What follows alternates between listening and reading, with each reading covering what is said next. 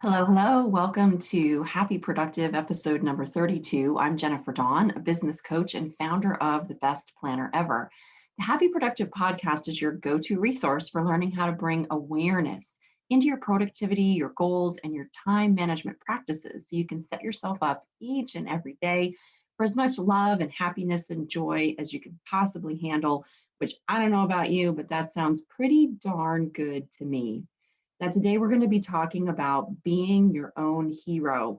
I wanted to title this episode, Nobody's Coming, People. Nobody's coming to rescue you. That sounded a bit like a downer, but it is absolutely the truth. Nobody's coming to rescue you. You are the hero of your own story. And this is really the topic that I wanted to dive into a little bit today. So growing up as a little girl, for those of you who may have heard some of my story, and maybe some of you are new to the podcast and you've never heard any of my story. And so as a little girl, I was exposed to a father who was a sexual predator and experienced a lot of sexual, mental, emotional abuse. I have a mother who is highly, highly toxic, a deep, deep narcissist, and growing up with a mother who is a toxic narcissist and a father who is a sexual predator. He wasn't really even my biological father. I later in life found my biological father. I didn't, my husband did, and he didn't want anything to do with me. So that was a nice little whack upside the head as an adult. But I'm not sharing these things because I need people to feel sorry for me. I share these things because I want you to know that I didn't have a perfect life. Okay. I didn't come from money. I didn't come from privilege. I didn't have people handing things to me on a silver platter. From a very young age, I was exposed to poverty. I remember as a kid, in the lunch line at school when you had to give your number for the free lunch. And I remember I would just skip lunch on so many days because I was so embarrassed to be one of the poor kids who had to give their number for the free lunches. My family moved so many times that by the time I was in seventh grade, I counted it. I remember one day with my sister sitting around and we were counting it, and I had moved 13 times by the time I was in seventh grade. And I really just kind of stopped making friends because it was just pointless. One new school after another after another. And I never once recall my parents ever, saying, hey, sorry, we're fucked up messes. And we're kind of like, dragging you guys along with this. I have three little sisters. Never once do I ever remember them taking ownership or responsibility or even showing any kind of sympathy for what they were really doing to us. It was not very kind. I think of the way I treat my children today, and I'm so grateful for the example because my parents actually taught me so many things not to do as a parent. And that's how I flipped it around and used it to actually move myself forward. And I think a big part of the reason why I do have such amazing relationships with my three children today because of the example that was set for me of what not to do as a parent. But anyway, I digress. I came from all these things growing up in childhood, and they were very, very difficult. And I don't even know exactly what it is that inside of me said, you know what, I'm not going to let this ruin me. I'm not going to let this steal my joy. And I remember at even the age of 13 years old, I'd seen a news story on the news about a woman that had had far worse sexual abuse than I had. And I remember the story. It was a very sad story and how her life had just gone in a very different direction. And it was just devastating. And I remember watching that news story and first of all, being kind of shocked because at 13, you don't really know, you just know things are bad, but you don't know exactly why. Just like when you're younger, bad things are happening and you don't know exactly why. You just know you don't like them. But I remember seeing her story and feeling like, wow, so many of the things that happened to her happened to me too. And I just remember this resolve at 13 thinking, I'm not going to let this ruin my life. I'm not going to let this ruin my life. And I don't know what I don't know what flipped that switch in me. I really don't. But I did somehow, thank God, mentally, I was able to flip the switch. And the switch was, I'm not going to let this beat me.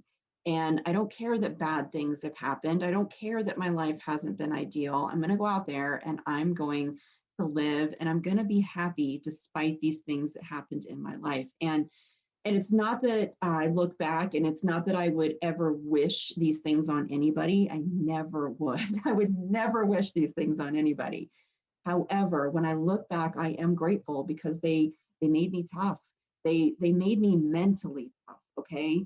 It's not that I didn't feel, I did. It's not that I didn't carry this abuse and this trauma with me for many years into adulthood. I did. It's not that I didn't have to go back and do the hard work to heal these things. I did. But I am grateful for my life because it made me the person I am today. It allowed me to have experiences which I can now carry into my business and I can use to help heal others. It made me mentally tough. And when things get hard in life, and they always do, it gave me the ability to like dig in and to push through and to direct my mind. Okay. This is one of the most important things here, people, is that we need to cultivate the ability of being able to direct our mind when things don't go our way, and often they won't. And are we going to, let our mind wreak havoc on our lives and sit around and be victims and feel sorry for ourselves and whine and complain and poor me, and use our minds to, make justifications of why my life isn't the way that I want it to be? Or are we going to direct our minds and start asking power questions and start looking for solutions, finding ways to get up off our asses and start taking action and moving forward in the right direction? Like, this is all coming from the power of our minds and whether or not we make the choice. The choice that we have is we can either direct our minds and use it to move ourselves forward, or we can just let our minds go wherever they need to go and create these emotional states which put us in places where we don't want to take action, where we're sad, we're depressed, we're ruled by our emotions. And the thing is, it all starts with a choice. It all starts with a choice. I had a choice at age 13 to be able to say, you know what, those bad things happened to me too. So now I have a great excuse for why I can go out in the world and I can be a failure and I can waste my life. Or I had the choice that I could say, you know what, this isn't going to beat me and I'm still going to go out into the world and I'm going to do really, really good things. One of the saving graces of my childhood was my grandparents. And so I spent 9 months with my family, with my parents, and 3 months with my grandparents every summer because my parents would basically dump us at their house, which was actually, oh, it was just the best thing ever. Summers with my grandparents were the thing that saved me truly, because my grandparents were such an amazing example of humanity. They were just good people, and they worked hard for what they had and they didn't waste it. And my grandfather had a huge garden out back, and so he would grow all these amazing fruits and vegetables. And my grandmother was, she knew how to can and she knew how to make her own bread, and she was always preparing, these really healthy meals for us. I remember that she would slip zucchini into the ground beef that she would make. I don't even think it was ground beef, I think it was ground turkey that she would make our tacos out of. Okay. And so I always remember seeing these little flecks of green, and I would be angry as a kid. I'm like, dang it, she's slipping vegetables into my tacos. And as a kid, I didn't really fully appreciate it. Now I do the same thing to my children. I've even taken it a step further. I don't even give them the meat anymore. And we do black bean tacos, and I slip all kinds of vegetables into them. And I smile because she cared so much about us. She loved us so much that she was, always trying to like slip greens and slip goodness, into our bodies. And so, it chokes me up a little bit. I'm so grateful for the example that my grandparents, set for me of work ethic and not pissing away your money and taking care of your body and your health and all of these things. And they really were my heroes. They were my heroes. And I wanted to be just like them. And I would take them with me when I had to go back into, away for the summer, and I had to go back into my home, which I didn't really like very much, but I would take pieces of my grandparents with me. And I wanted to be just like them. And I would work hard just the way that I saw them working hard. And here's the difference. My parents worked hard too. They did. I remember them always having more than one job as I was growing up. I had 3 little sisters. It was my job to take care of them because my parents were working so many long hours. And so it's not that they weren't working hard. but they pissed away their money. They were moving us from place to place to place. They could never seem to get ahead. Whereas my grandparents worked hard too, but they saved their money. They did smart things with it. They, prepared meals at home. They didn't go out and like waste their money. I never once remember my grandmother ever going out on just like a frivolous shopping spree and coming home with just gobs and hundreds of dollars worth of crap, which I remember my mother doing time and time again, just wasting their hard-earned money. And so I'm so grateful again for those experiences, because you have two different examples of working hard. My grandparents working hard and actually getting ahead, my parents working hard and going nowhere, and constantly always having to just be in that survival mode. So anyway, thank God I had this great example, but I learned I really wanted my grandparents, right? I wanted them to rescue me. I wanted to live with my grandparents all the time, and I was never able to do that. My parents would never allow it. And as I grew up, I wanted the men in my life, right? As I started dating, and then when I first got married, like I wanted the men in my life to quote rescue me. That never happened. And so then I wanted my business, right? I wanted my business to rescue me. And I love working in my business. And so it was always a safe place for me. And I thought, oh, if I could just get to these places in my business, then everything would be okay. And that would rescue me. But it never happened. And it's not that I didn't achieve some success in my businesses, I did. And it's not that I didn't have moments in my relationships that were good, I did. But I wasn't at the core, like really happy. I wasn't completely satisfied. I wasn't completely fulfilled. I was always just like driving to get to that next thing. And it wasn't until my little switch flipped and I realized, Jennifer, nobody's coming to rescue you, okay? Your grandparents couldn't do it even though they wanted to. Your past husbands, I've been married and divorced twice. My past husbands couldn't do it. Even my current husband, when we first got married, we were fighting a lot. And I had to go and I had to get some help in our relationship. And I had to do a lot of healing. And he was the husband, thank goodness, that it was worth doing all that healing work for. But I wanted him to rescue me. And guess what? He didn't do that. And I always wanted my business to rescue me. Guess what? It didn't do that. It wasn't until that switch in my mind had to flip. And I had to literally, and I remember the day that it happened, that I had bought some tickets to a concert that I knew if I went to this concert that it was going to trigger me in some bad ways. But my husband loved the band, and so he really wanted to go. And I remember talking with my therapist, and she's like, you should not go. This is not a good place for you to be. And she was absolutely right. And so I gave the tickets up to my husband and his friend, and they went to this concert. And I remember sitting home, and I was all by myself, and my husband and his friend were out at this concert. Of course, my brain was on fire, imagining all the terrible things that were happening, which wasn't true at all. But you know how our brains will like come up with all this nonsense. But as I sat there having to go through this like emotional battle, something clicked. And I was like, you know what? Nobody's coming to rescue you, Jennifer. And I really wanted my husband, here's what I wanted him to do. I wanted him to sacrifice going to this concert for a band that he loved for me. I wanted him to say, you know what, Jennifer, you're more important than me, and I'm not going to go to this concert. And guess what? I'm the one who bought the tickets, right? Because we self-sabotage ourselves in these ways. And so I bought the tickets, even though deep down, what I really wanted was for him to be like, no, you're more important than going to this concert. But of course, I bought the tickets and he was thrilled because this was a band that he wanted to see. And so I wanted him to rescue me. And it was this awareness that I really had to get to a place of like, guess what? He's not rescuing you. He's going to the concert with his friend and having a wonderful time. And that was it. That simple little moment of me having to like deal with my own crap and wake up to the fact of like, wait a second. First of all, you did this to yourself because you wanted him to rescue you. And secondly, he's not rescuing you. And who are we waiting for here? Nobody. Like, we have to be our own hero. It's up to me to rescue me. Okay. It's up to me. Just like for each and every one of you, it's up to you to rescue you.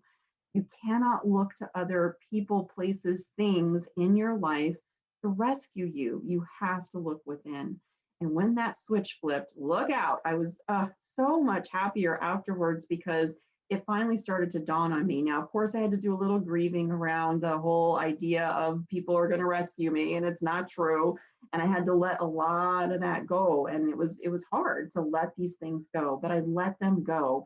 And it really is what, by letting all this stuff go, is what has helped me to fly in life and to be free, and to not have these things be like tying me down anymore. And that's why I wanted to share that with you guys today, is that you have to look within. You have to be your own hero. I mean, right now, look at our government, like our quote leaders. And I use that term very, very loosely. And I don't care if you're on the right or the left. I have clients on the right and the left. I have friends on the right and the left. And people are people. I love people. Okay. But this craziness that's going on, and what are we going to do, look to our leaders? Like, they're not really very good examples of leadership. We cannot look to them. We have to start looking for ourselves. This is part of the reason why I love working with business owners, right, guys? Because we can create beautiful businesses, and we can put good into the world, and we can employ people, and we can take really good care of them. And guess what? We pay our damn taxes, and that money goes to, paving the roads and doing good things. And this is one of the reasons why I just love being a business owner and working with business owners, because we have power, even if it may not seem like it at sometimes, but we do have power. And we can't always look to these quote leaders, which most of them are jokes, and most of them are only doing things to benefit themselves, not the people of this country. I don't care which side. And this is why we have to look to ourselves. What are we going to do? Are we going to look to our partner or our family or our friends to save us? We can't. We can't do this. We have to look within ourselves. And that's where our power comes from. Being our own hero, stepping up, taking action, doing what we need to do in our lives. I used to think that if I was with a man and successful, and I was successful, but I wasn't as successful as I could have been. And I used to think, oh my goodness, if I'm too successful, it's going to like hurt his feelings because he's not as successful as me. And some of this junk, of course, comes from how I was raised, but I would kind of like dumb myself down to be around other people so that they didn't have to feel bad about themselves. And it's not the way. It's not the way. Now I realize what I need to do is be an example. I need to be an example of what's possible. And people can either get on board and they can step up in their own lives or not. Ultimately, it's their choice. They get to decide. And I release all my judgments on them of whatever their choice is. But for me, I have to step up. I have to be an example of what's possible. I have to lead my life. I have to be my own hero, and I have to stop looking for other people to do it for me. And that's what I want to encourage you to do today. Here we are at the beginning of a new year. I don't know about you, but I was very ready to say goodbye 2020 and welcome in the new year. And even as we start the new year, we see so much chaos going on in the world, and we can use it to hold ourselves back. I actually know people who are sitting in their homes watching the news all day and putting themselves into this terrified state where they're actually afraid to go outside. They're not living their lives. And that's not going to be me. On the flip side, it doesn't mean I'm not going to be safe. It doesn't mean I'm not going to wear my mask and use my hand sanitizer. I am. It's the socially responsible thing to do. But it doesn't mean that I'm going to stop living my life. It doesn't mean that I'm going to stop, loving and growing and helping. I'm going to make this year the best that it can be, despite whatever is going on in the world. And again, it comes back to a choice. We have the choice to be powerful, or we have the choice to be weak.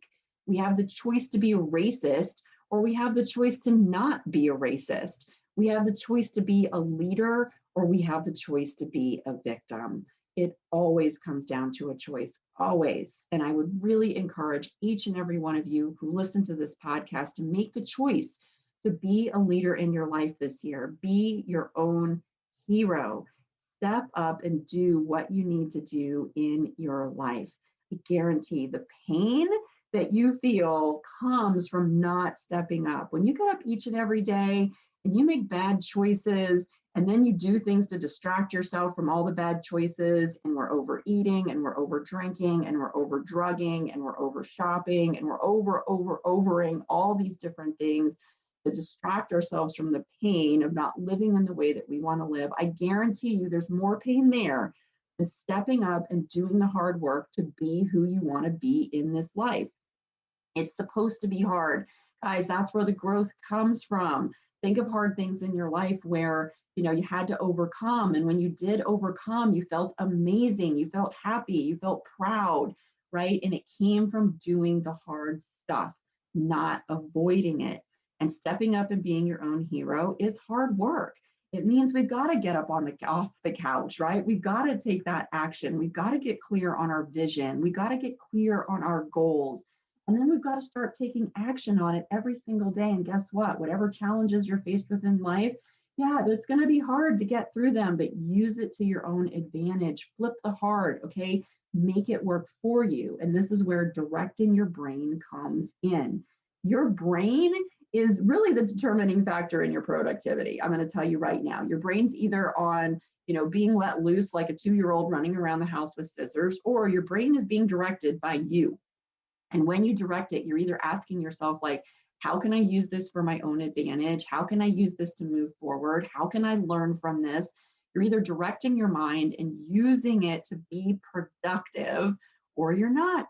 And again, it all comes back to that choice. So I would really, really encourage you to direct the mind. And this is how it all ties back. Like, some of you might be like, hey, wait, I thought this was a productivity podcast. Yeah, it's totally a productivity podcast, because your most productive weapon in life is your mind. And you're either going to use it to move yourself forward, or you're not. And it's your choice. And so I want you to choose productivity, but have it start in your mind.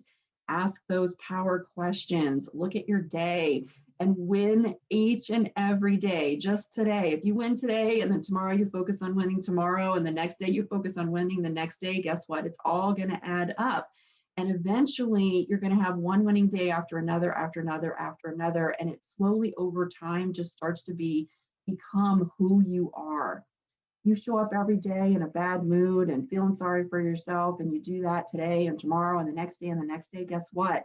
Over time, it starts to become who you are. And that's not what you want for yourself. And the pain just gets bigger, and you just do more to distract yourself from it.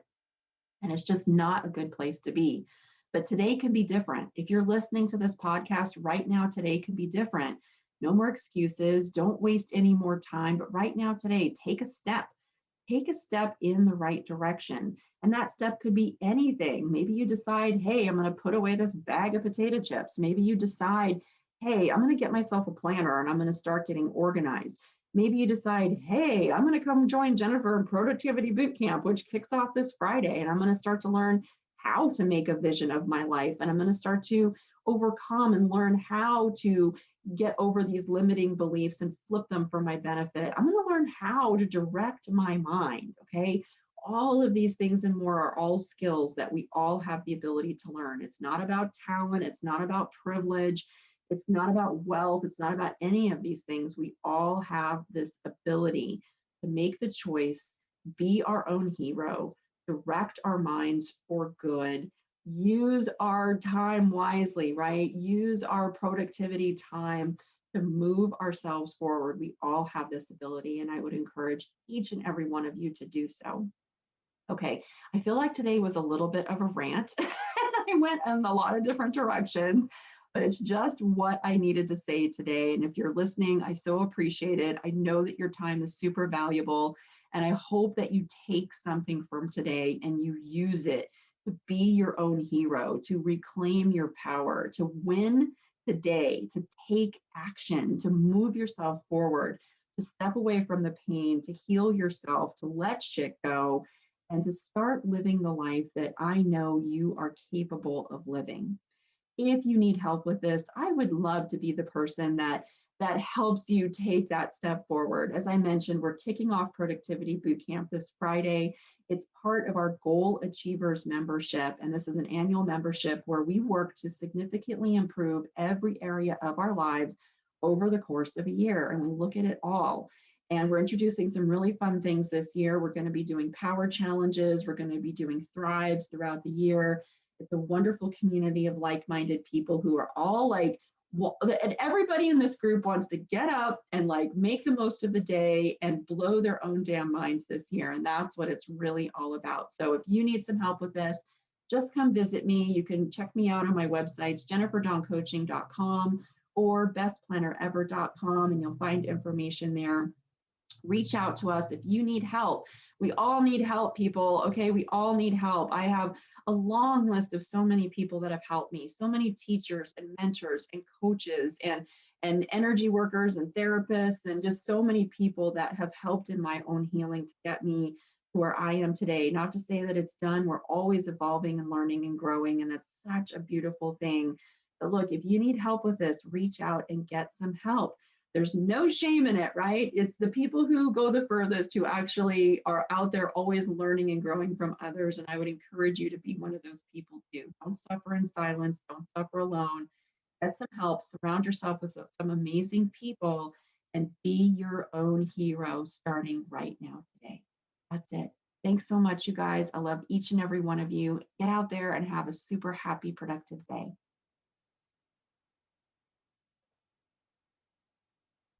I hope you found today's episode of the Happy Productive Podcast inspiring.